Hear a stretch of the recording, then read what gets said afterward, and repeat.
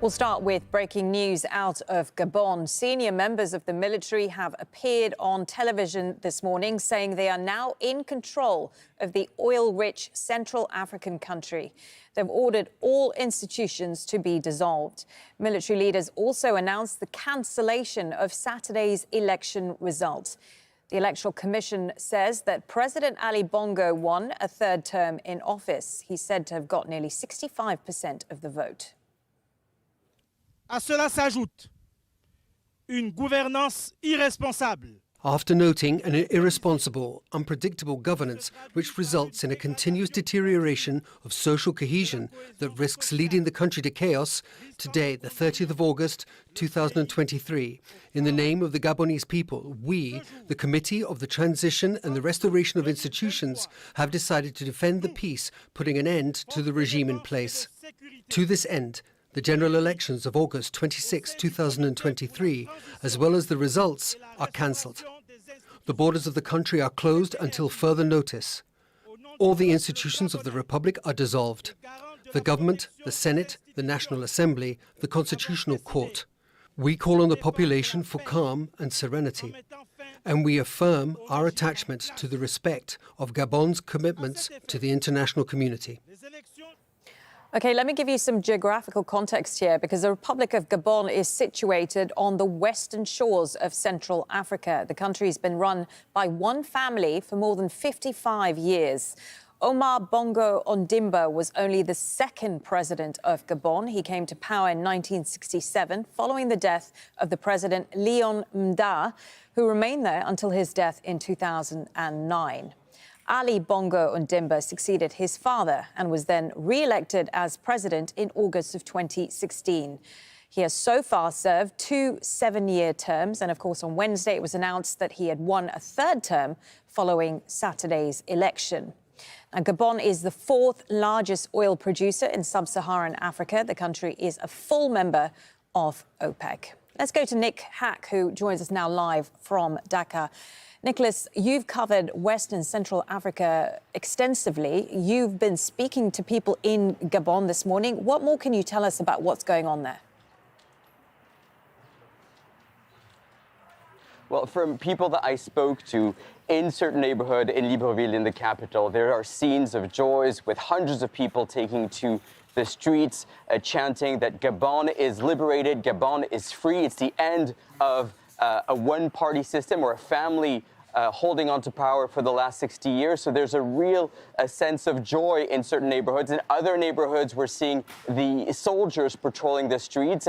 And according to the people that we spoke to, there's uncertainty. Are these troops that are loyal to Ali Bongo, or are these troops that have orchestrated what appears to be a coup? What's interesting is the timing of all of this. So just minutes before this address made by these soldiers on national television, well, the Election Commission had announced the results to Gabon's population, announcing that Ali Bongo had won these elections. And just minutes after, we saw this announcement where we saw members of the military wearing red, green, and black berets. The one speaking was wearing a black beret, suggesting that he was part of the infantry brigade. But there was also civilians showing a united front, saying that this is the end of a regime. And just hours before, the internet was shut down in Gabon following those elections. And so now the Gabonese seem to be able to communicate to each other, and they're waking up to what seems to be a new regime. No news yet of Ali Bongo himself. But I can tell you what, when I spoke to some people before, ahead of the elections or during the election day, they were scared to talk, to communicate, to tell us what was actually happening. And today, they're finally telling us how this election took place. Some of them told us they saw a fraud on a massive scale in the capital, Libreville, where people were exchanging their votes against 10,000 CFA bills, or that they saw the military taking out ballot boxes from certain areas of the neighborhood, really trying to fiddle with these elections. There was no international observers there to see what was going on. Our team from Nairobi that was supposed to be there to cover those elections were not allowed in. So this is no surprise that there is such a level of joy given the fact that the situation in this wealthy country, this oil-rich country, has been deteriorating. So while this country is rich in oil, it is poor in terms of the wealth hasn't been trickling down to the population. There was a lot of anger amongst people about that their circumstances have been going from bad to worse in the last few years in Bongo's, under Bongo's presidency. But we still haven't heard from him. We heard from Emmanuel Macron yesterday. There was this announcement, the speech made to all of its ambassadors. And we have to remember that Gabon is a former French colony that is key, a strategic ally to France, both because of its geographical location and both because it's oil rich and that France has profited from this oil in the last couple of years. Well, he said that he is standing for democracy. So it'll be interesting to see how the French react to this coup that just happened under their nose. In Libreville, there's 2 French military bases, 700 French soldiers in the capital itself, and at Port-Gentil in the north of the country too. Now, it'll be interesting to see how they react to this situation. For the past decades, they have been supporting the regime in place. They say the democracy in Gabon. But this democracy doesn't speak to everybody in Gabon. As you can see, scenes of joy in certain neighborhoods and a lot of people wondering who's in charge of this country this morning. Marlene? Very interesting to get your perspective. Nicholas Hack there for us in Dakar. Let's go to Ahmed Idris now. He joins us now live from Niamey, the capital of Niger, where, of course, just last month, the military there also took over power.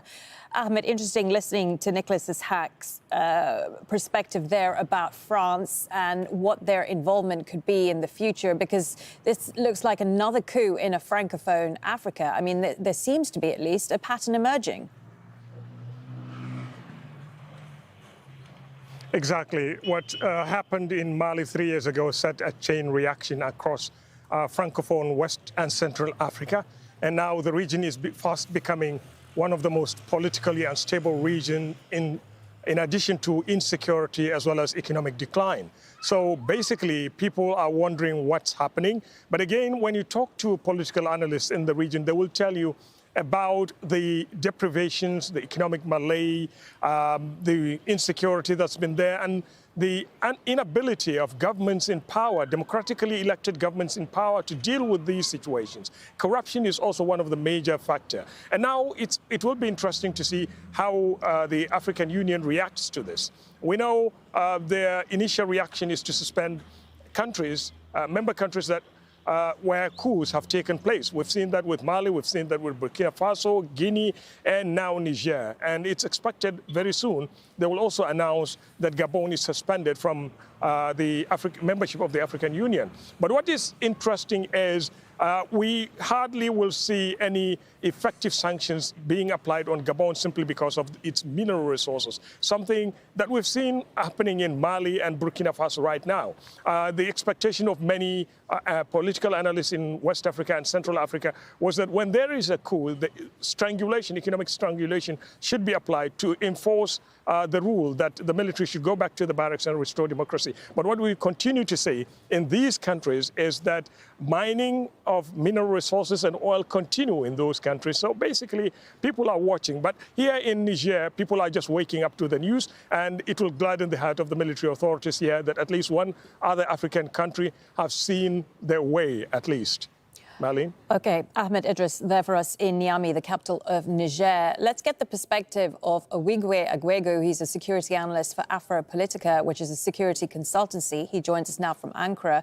Firstly, give us your understanding of what is happening in Gabon at the moment. Yes, I think the coup in Gabon, it came as a surprise, but to some extent, not really, because if you go back to 2016, for instance, where there was an election, the election was seen as fraudulent, people protested, and that was Ali Bongo's second election. Then there was a coup attempt in 2019, and they cited the fact that those elections were fraudulent and was not really representative of the will of the people. So we fast forward to last weekend's election. Again, we're seeing the same pattern of people thinking they voted in one direction, or they were never given an opportunity to vote for the candidate that they chose. And that kind of widespread dissatisfaction with the electoral process, I think I have to underscore this fact that the coup in Gabon is very different from what we are seeing in other parts of West Africa, because while that is more about security and governance, this is specifically about the electoral process, because time and time again, we see these patterns repeat in Gabon, and the military comes in and they make the same argument. That's a very good point that you make there. So what you're saying is there will be support for this coup? Yes, already. If you look at the streets of Gabon, people are celebrating and celebrating the coup. And even if you look at the statement of the pushes, you would see that they are very much specifically talking about transition and restoration of institutions. So again, that goes back to, like I said, the electoral process, and they're dissolving all of the institutions like the Senate, hoping that in the transition process, they would maybe look at the constitution and also look at how to strengthen state institutions regarding political process. I guess the question is what happens next and how united is the military in what is taking place right now. We've been listening to our correspondent talk about the influence of France in Gabon, the historical influence, the two military bases that exist in France at the moment. I mean, how do you think that's going to play into things? Yeah, I mean, this is just the latest blow to French influence on the continent. Very recently, President Macron was talking about democracy. And it's very interesting to know that he didn't even, no comments yet, but I'm sure they're going to condemn this coup, just like they did condemn the previous attempt in 2019. The African Union also will step in to condemn this. But Gabon plays a very strategic role for France. It has two bases in the country. Gabon produces about 200,000 barrels of oil per day. But all of that has not really translated to economic progress for the country.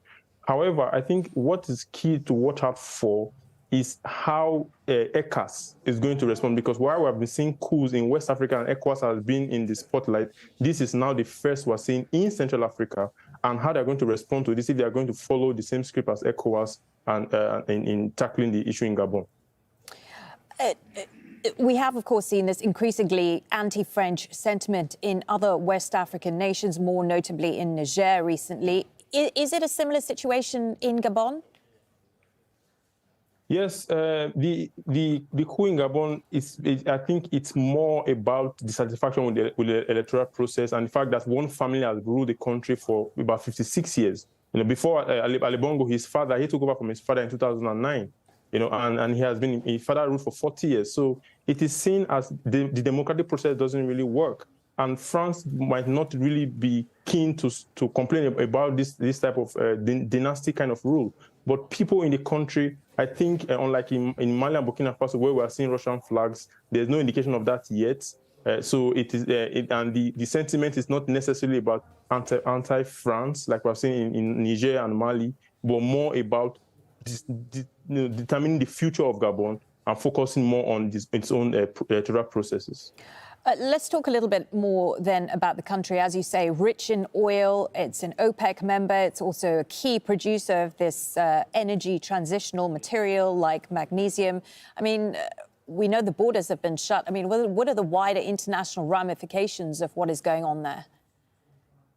Yeah, the oil markets are still stable. They don't seem to be responding to this shock. That is because, like I did say, Gabon produces about 200,000 barrels per day, so not so much significant, but not enough to cause shock across oil markets. However, I think it's crucial to watch closely how regional countries that are going to respond, because that would determine whether or not this is going to be a coup that stays or a coup that will not be able to to handle the pressure, and that's something to watch out for. Again, we need to also look at what is the state of former President Bongo, if he's in good condition or if we've not seen anything about that, and that will be something to watch out for also.